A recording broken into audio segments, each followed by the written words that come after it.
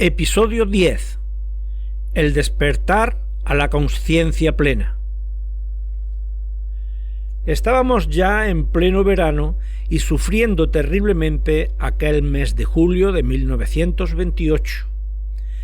Esta estación, como hoy sabemos según las crónicas de décadas después, fue la segunda más calurosa detrás de la del año 2003. Los sueños extraños seguían asaltándome, y ya no eran sólo por las noches, sino que también los vivía durante el día. Esto último ocurría cuando surgían aquellos momentos en los que me quedaba absorto mirando u observando algo o a alguien, mirando las musarañas o estando en las nubes. O en babia, como decía mi abuela, que también me decía que ciertamente me quedaba al helado.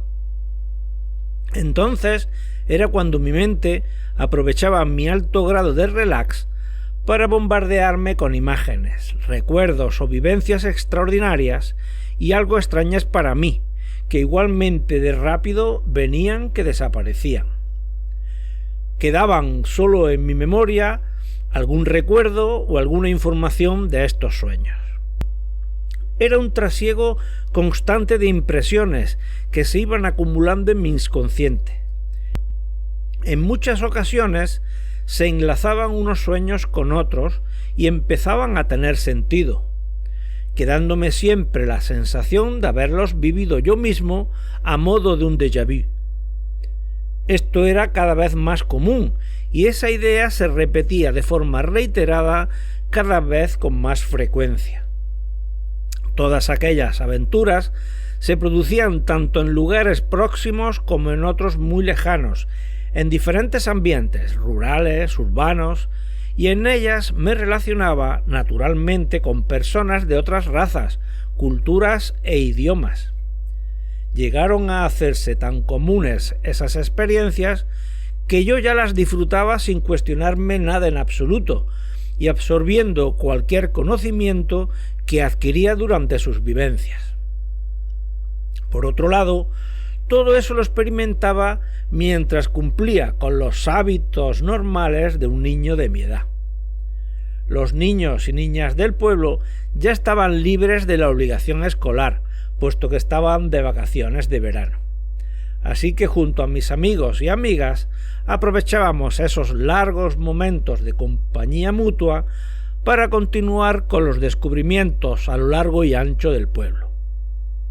Desde hacía varias semanas atrás, y a escondidas de nuestros padres, compartíamos muchas horas de nuestros ratos de juegos con una gran camada de gatitos y otra de perritos que habían nacido casi el mismo día.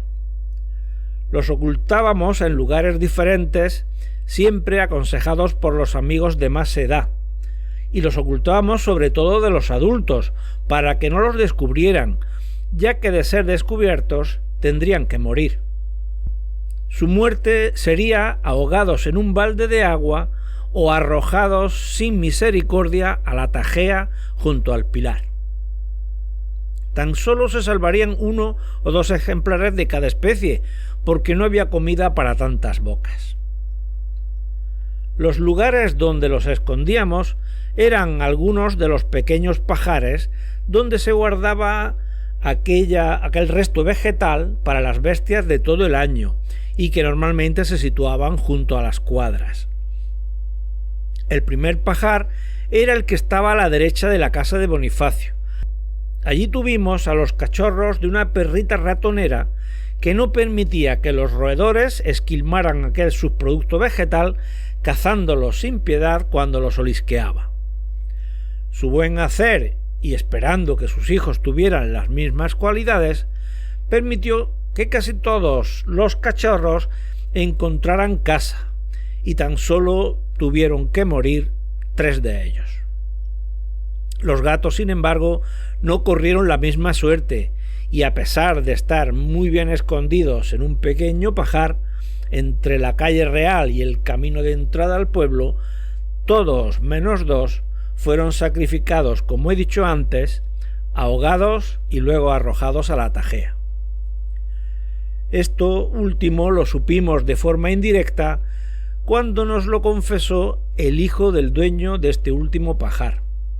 Su padre los descubrió y le obligó a él mismo a deshacerse de aquellas bocas extra.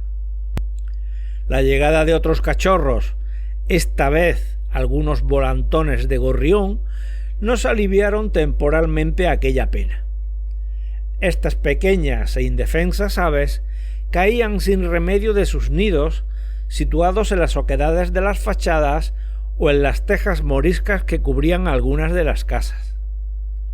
Algunos, incluido yo mismo, descubrimos aquel verano la dificultad extrema que tenía la cría de un ave silvestre tan pequeño cuando nos hicimos cargo, a pesar de las advertencias de nuestros padres, de algunos de ellos.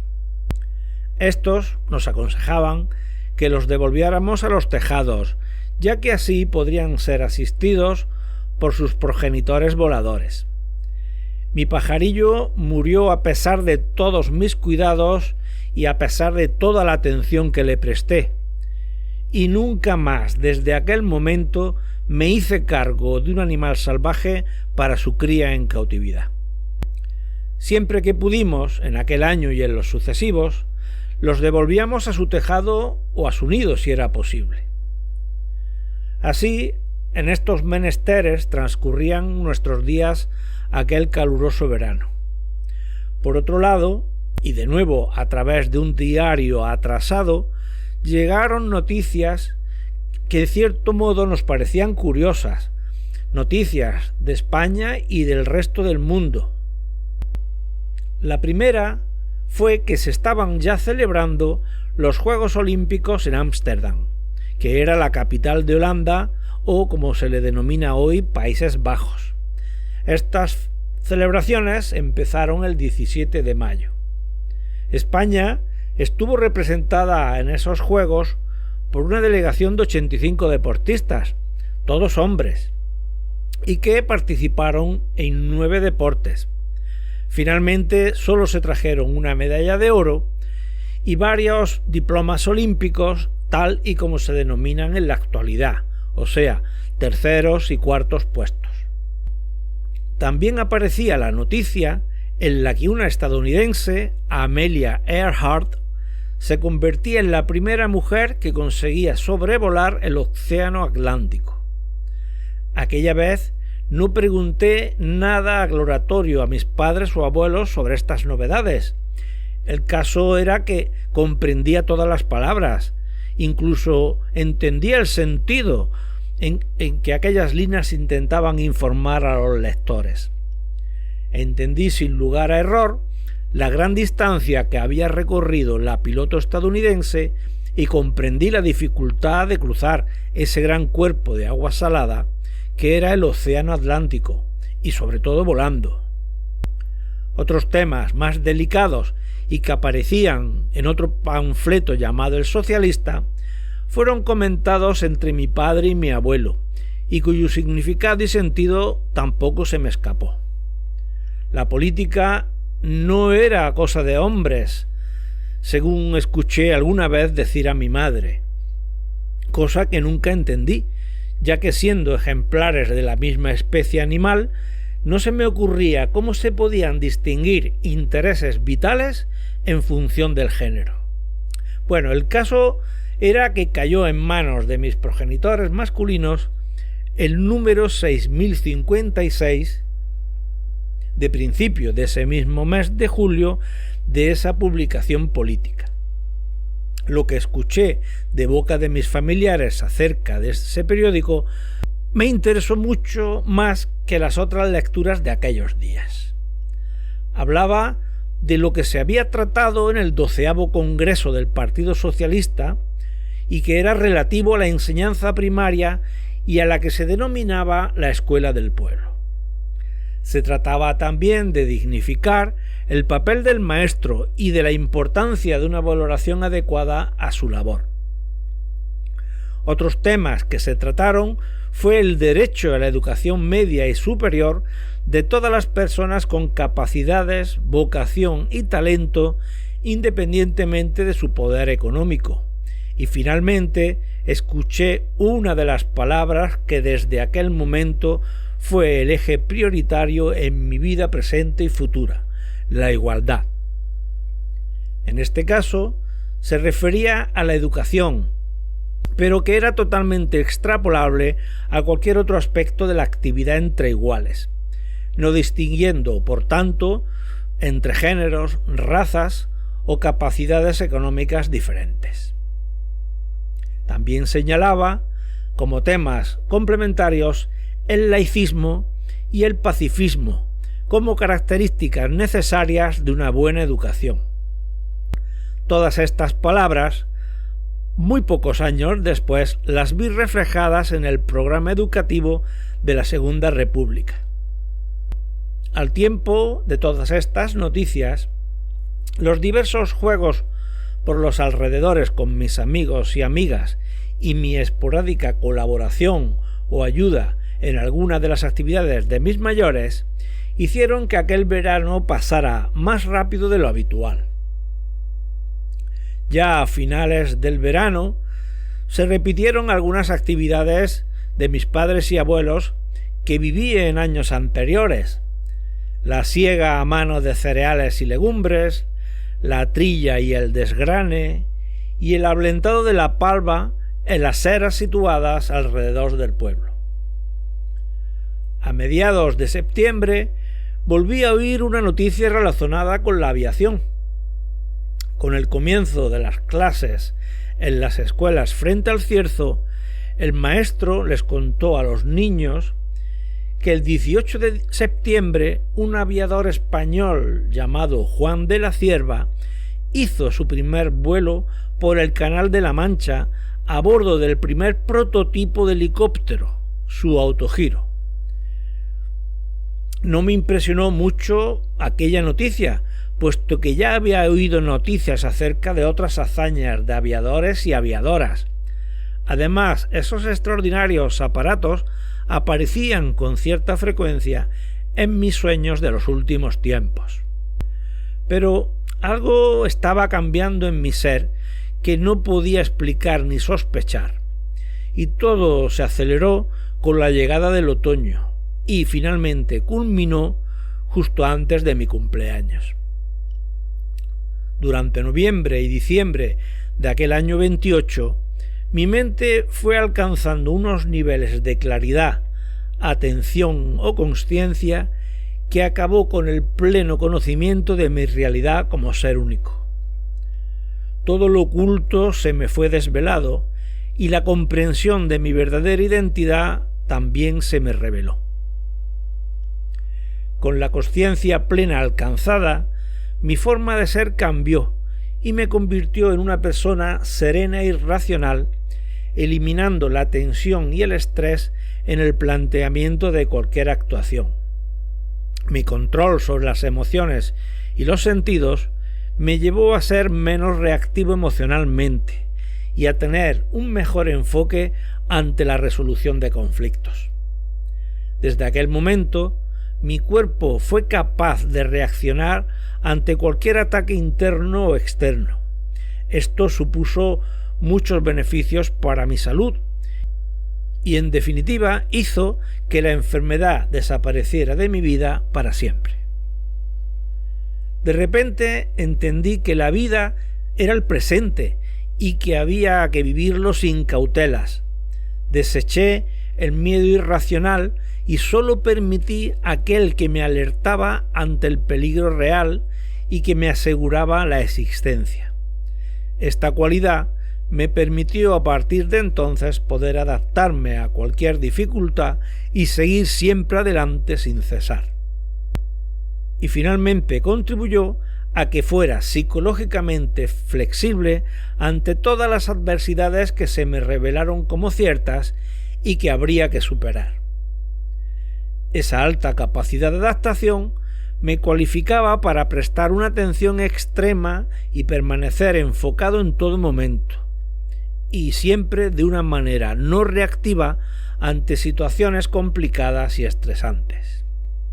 Me convertí, por tanto, en una persona enfocada en cubrir las necesidades de todos los seres vivos de la existencia, entendiendo la insustancialidad de todas las cosas y comprendiendo que toda su percepción se refería exclusivamente a la apariencia. También erradiqué de mí toda dependencia tanto de personas como de cosas. Acabé con la mezquindad, el resentimiento y la agresividad. Comprendí también que mi esfuerzo debía centrarse en mí mismo y en los demás, mitad y mitad. Con estas premisas imposibilitaba la aparición de tendencias, suposiciones o juicios negativos hacia nada ni hacia nadie. La serenidad alcanzada acabó con la excitabilidad, el mal humor y los pensamientos volátiles, inconsistentes e emocionalmente inmaduros. Superé la sobreactuación, la trivialidad y los compromisos exagerados. En resumen, toda excitabilidad fue sustituida por la estabilidad emocional y la presencia de una comprensión mental excelsa. A todo lo anterior se unió cierta ambición, una gran confianza en mí mismo, una gran capacidad de liderazgo también y habilidad para dominar el entorno hasta el grado de punto necesario para lograr la consecución de mis metas. Todo eso fue lo que me aportó la llegada de la comprensión y la atención plena a mi interior. Como acto final, se me mostró mi verdadero origen, mi nombre original y mi ascendencia. También el largo trayecto que mi conciencia había recorrido desde entonces hasta el momento presente. Mi llegada a la Tierra, en este momento del siglo XX, sería uno de los últimos momentos planificados decenas de miles de años atrás, cuando se solicitó esta intervención al Consejo Interestelar de las 4 tribus. El objetivo superior que dio origen a esta actuación también me quedó claro. Mi presencia en este lugar y en este tiempo debía aclarar el motivo por el que mi clara visión no me permitía avanzar más allá en el tiempo como había ocurrido hasta entonces. Y aunque yo tenía formada una real idea de cuál era ese motivo, el Consejo Interestelar debía tener constancia y certeza ante mi futura intervención e interacción con los humanos terrestres de forma abierta y sin velos. Los humanos que yo dejé en mi planeta de nacimiento cuando me dispuse a iniciar un nuevo comienzo en Asagami tras la visión del oscuro futuro que nos aguardaba, como especie, habían errado en su expansión, como predije, y como suponía se acercaba el fin a pasos agigantados. Aquella sería la última oportunidad para remediar lo realizado de forma equivocada, y yo debía estar allí para hacerlos saber en un último y desesperado intento para revertir la tendencia hacia la extinción. Finalmente, tomé conciencia de mi propio ser, tomé el mando de mi cuerpo y mi entorno y me dispuse a hacerlo saber a mis aliados. Casi una semana antes de mi 5º cumpleaños, y utilizando mis capacidades mentales y telépatas, notifiqué a una de mis naves terraformadoras en tránsito no muy lejos de la galaxia que nos albergaba de mi despertar. Ellos esperaban con anhelo las palabras que notificaran mi regreso. Por tanto, mi mensaje fue muy conciso y claro. No eran necesarias más palabras. Y a partir de este momento todo se pondría en marcha. Comandante de la nave terraformadera Calaxto, la más bella de nuestras naves, soy Babaji, Nilele Aishisan, tu padre ancestral. Te ruego notifiques mi despertar al Consejo Interestelar y que igualmente solicito el comienzo del proyecto Renacimiento. Casi de inmediato recibí el mensaje que confirmó la recepción de la buena nueva. Querido padre, acuso recibo de tu mensaje y orgulloso de ser el elegido para la tarea que encomiendas, me dispongo sin dilación a transmitirlo. Bienvenido de nuevo a la vida. Muchas gracias, Babaji. Tras las últimas semanas dedicadas a la autoexploración y el autoconocimiento, me dispuse a disfrutar lo máximo que pudiera de mis familiares terrestres del momento, puesto que ya conocía qué les deparaba el futuro a cada uno de ellos y no quería perder ni un detalle de mi vida con ellos. Mi vida realmente no tenía más valor que la del objetivo que perseguía, pero sus vidas eran preciosas y finitas, y nunca más podría disfrutar de su presencia una vez que se fueran. Y lo primero, claro, fue celebrar mi nuevo cumpleaños, 5 años ya de aquella nueva vida en la tierra. Pero algo más de 370.000 años desde que nací por primera vez en África.